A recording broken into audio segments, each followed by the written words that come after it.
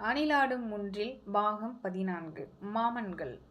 மலையும் அதே மலைதான், வழியும் அதே வழிதான், மாறியிருப்பது மனசு மட்டுமே. தேர்வுக்கூடம் பரபரப்பாகவும் பதற்றமாகவும் இருந்தது. இவன் தாமதமாகத்தான் உள்ளே நுழைந்தான். தனக்கான எண்ணையும் அதற்கான அறையையும் கண்டுபிடித்து இவன் உள்ளே நுழைகையில் எல்லா மாணவர்களும் தேர்வு எழுத ஆரம்பித்திருந்தனர். இடம் தேடி அமர்ந்து கைகள் நடுங்க கேள்வித்தாளை வாங்கி படிக்கத் தொடங்குகையில் எல்லா கேள்விகளுக்கும் விடை தெரிந்த மாதிரியும் தெரியாத மாதிரியும் இருந்தது. விடைத்தாளை திருத்தப் போகிறவர் மேல் வாரத்தை போட்டுவிட்டு முதல் கேள்வியை படிக்க ஆரம்பித்தான். கேள்வி 1. கீழ்கண்டவற்றில் ஏதேனும் 3 உறவுகளை பற்றி 150 வார்த்தைகளுக்கு மிகாமல் கட்டுரை வரைக. 1. தாய்மாமா. 2. அக்கா மாமா. 3. அத்தை மாமா. 4. அத்தை மகன் மாமன் மகன்.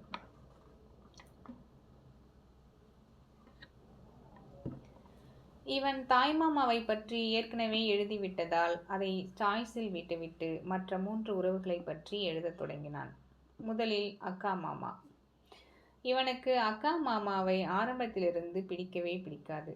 தோட்டத்துக்கு பாத்தி பிடித்ததைப் போல் ஸ்டெப் கட்டிங் தலையுடனும் தெருப்புழுதியை இடம் வலமாக விரட்டியடிக்கும் பெல்பாட்டம் பேண்ட்டுடனும் அக்காவை பெண் பார்க்க அவர் வீட்டுக்குள் நுழைந்த போது, இவளே, புருஷன் வீட்டில் உனக்கு பெருக்கிற வேலையே இருக்காது, அவர் பேண்ட்டே பார்த்துக்கும் என்று அக்காவின் தோழி ஒருத்தி சொன்னபோது அக்கா மாமாவின் மேல் முதல் வெறுப்பு விழுந்தது.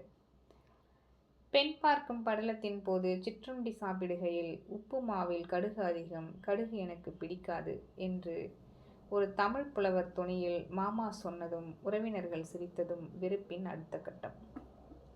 காஃபி டம்ளரை வாங்கி சத்தம் போட்டு உறிஞ்சி உறிஞ்சி அவர் குடித்ததை பார்த்ததும் அக்காவை நினைத்து இவனுக்கு பாவமாக இருந்தது. ஆண்கள் மனதில் பாவமாக தோன்றுவது பெண்கள் மனசுக்கு பரவசமாக தோன்றும் போல. அக்காவுக்கு அந்த மாமாவை ரொம்பவும் பிடித்திருந்தது.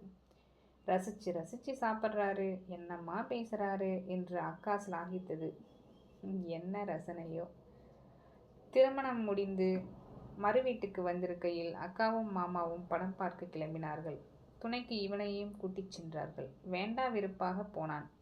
இடைவேளையில் மாமா ஆண்கள் கழிவறைக்கு பக்கத்தில் நின்று சிகரெட் பிடிப்பதை பார்த்து விட்டான்.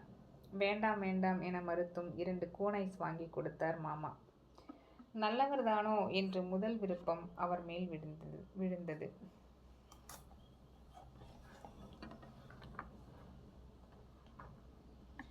பின் வந்த நாட்களில் மைதானத்துக்கு கூட்டி போய் ஸ்பின் பவுலிங் போட அவர் கற்றுக் கொடுத்ததும் இவனையும் ஒரு பெரிய மனுஷனாக நினைத்து தன் பைக்கை ஓட்டச் சொல்லி பின்னால் அவர் அமர்ந்து வந்ததும் அவர் மீதான விருப்பத்தின் அடுத்தடுத்த கட்டங்கள். இன்று இவன் வளர்ந்து விட்டான். வாழ்வின் வெவ்வேறு தருணங்களில் வெவ்வேறு பிரியங்களை அவரிடமிருந்து இவன் பெற்றிருக்கிறான். சில நேரங்களில் தந்தையாகவும், சில நேரங்களில் அண்ணனாகவும், சில நேரங்களில் தோழனாகவும் உணர வைப்பதுதான் அக்கா மாமா உறவோ? அத்தை மாமா. அத்தைகளிடம் இருக்கும் நெருக்கம் அத்தை மாமாக்களிடம் எப்போதுமே எந்த பிள்ளைகளுக்கும் வாய்ப்பது இல்லை. தன் வீட்டில் அந்நியர் போல் அத்தை மாமாவையும் அவர் வீட்டில் அந்நியன் போல் தன்னையும் அடிக்கடி இவன் உணர்வதுண்டு. ஒவ்வொரு விடுமுறைக்கும் அத்தை வீடுகளுக்கு செல்லும் போது அத்தை மாமாக்களின் கண்களை பார்த்து கூச்சப்பட்டு இவன் தலை குனிந்தே பேசுவான். அத்தை மாமாக்களுக்கும் அப்படி ஒரு கூச்சம் இருக்கிறது என்பது இவனது அவதானிப்பு. விடுமுறை முடிந்து ஊருக்கு கிளம்புகையில் மாமாவிடம் சொல்லிவிட்டு போ என்று அத்தை சொல்லும். இவன் அவரிடம் போய் நான் ஊருக்கு கிளம்புறேன் மாமா என்பான். இன்னும் 1 வாரம் இருந்துட்டு போலாமே என்பார். இல்லை, அடுத்த வாரம் ஸ்கூல் திறக்கிறாங்க என்பான். அவர் ஆண்டுதோறும் கேட்கும் அதே பழைய கேள்வியை மீண்டும் புதிதாக கேட்பார். ரிசல்ட் வந்துருச்சா, என்ன கிளாஸ்க்கு போற என்று. இவன் தன் புதிய பதிலை பழைய துணியில் சொல்வான். பின்பு அவர் லுங்கியை மடித்து கட்டி எழுந்தபடி ஹேங்கரில் தொங்கும் பேண்டில் இருந்து பர்ஸை எடுத்து இந்தா வச்சுக்க என்று 20 ரூபாய் கொடுப்பார். இவன் மறுத்தாலும் பாக்கெட்டில் திணிப்பார். அவருக்கு தெரியாமல் அத்தை கொடுத்த 100 ரூபாய் ஏற்கனவே பாக்கெட்டில் இருக்கும். அந்த 100 ரூபாயில் அவரது விரல்கள் உரசுகையில் இவன் நெஞ்சை ஒரு குற்ற உணர்வு உரசும். சட்டையை போட்டுக்கொண்டு பேருந்து நிலையம் வரை வந்து வழி அனுப்புவார். வழியெல்லாம் அந்த 100 ரூபாய் எப்படி வந்தது என்று அவர் கேட்டுவிடுவாரோ என்கிற குறுகுறுப்பு இருந்து கொண்டே இருக்கும். அது எப்படி வந்தது என்று அவருக்கு தெரியும் என்றாலும் கடைசி வரை கேட்க மாட்டார். அந்த அத்தை மாமா வீடு மட்டும் இல்லை, எல்லா அத்தை மாமா வீட்டிலிருந்து கிளம்பும் போதும் இவன் சட்டை பாக்கெட்டில் ஒரு 100 ரூபாய் குறுகுறுப்பு இருந்து கொண்டே இருக்கும். கூடவே அத்தை மாமாக்களின் 20 ரூபாய் பிரியமும். அடுத்ததாக அத்தை பையன் மாமா பையன்.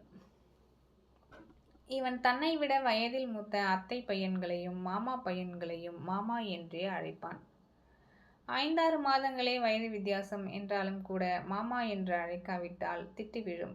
இவன் வயதுக்கு கீழே உள்ள முறை பையன்கள் இவனை மாமா என்பார்கள்.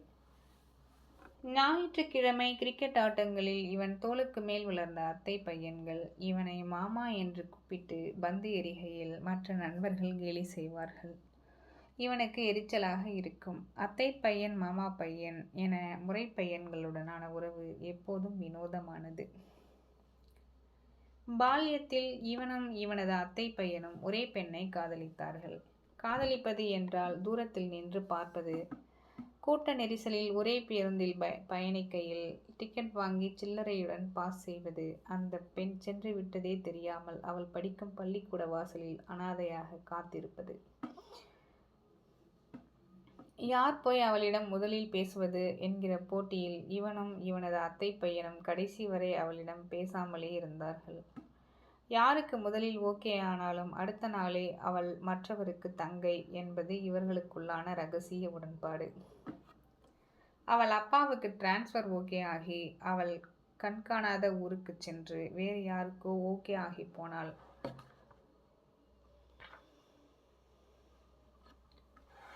மாமா பையன்களிடமும் இவனுக்கு அந்யோன்யம் அதிகம். வீட்டுக்கு தெரியாமல் பைக்கில் செல்வது, படம் பார்ப்பது, பீர் அடிப்பது என எல்லா திருட்டுத்தனங்களையும் இவனுக்கு அவர்களும் அவர்களுக்கு இவனும் பரஸ்பரம் கற்றுத்தந்தே பால்யத்தை கடந்து வந்திருக்கிறார்கள். அந்த அத்தை பையன் மாமா பையன் உறவை நண்பர்களுக்கு இடைப்பட்ட இடத்தில் நிறுத்துவதா?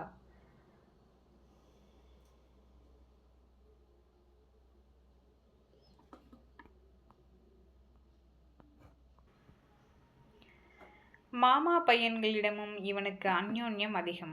வீட்டுக்கு தெரியாமல் பைக்கில் செல்வது, படம் பார்ப்பது, பீர் அடிப்பது என எல்லா திருட்டுத்தனங்களையும் இவனுக்கு அவர்களும் அவர்களுக்கு இவனும் பரஸ்பரம் கற்றுத்தந்தே பால்யத்தை கடந்து வந்திருக்கிறார்கள். அத்தை பையன் மாமா பையன் உறவை நண்பர்களுக்கு இடைப்பட்ட இடத்தில் நிறுத்துவதா, நண்பர்களுக்கு மேற்பட்ட இடத்தில் நிறுத்துவதா என இவன் குழம்பிக் கொண்டிருக்கிறான். விடை எழுதி முடிந்ததும் தேர்வுத்தாளை கண்காணிப்பாளரிடம் கொடுத்துவிட்டு இவன் வெளியே வந்தான். இன்னும் சில கேள்விகளுக்கு பதில் எழுதாமல் வந்தது உறுத்தி கொண்டே இருந்தது. அடுத்த தேர்வில் பார்த்து கொள்ளலாம் என நடக்கத் தொடங்கினான்.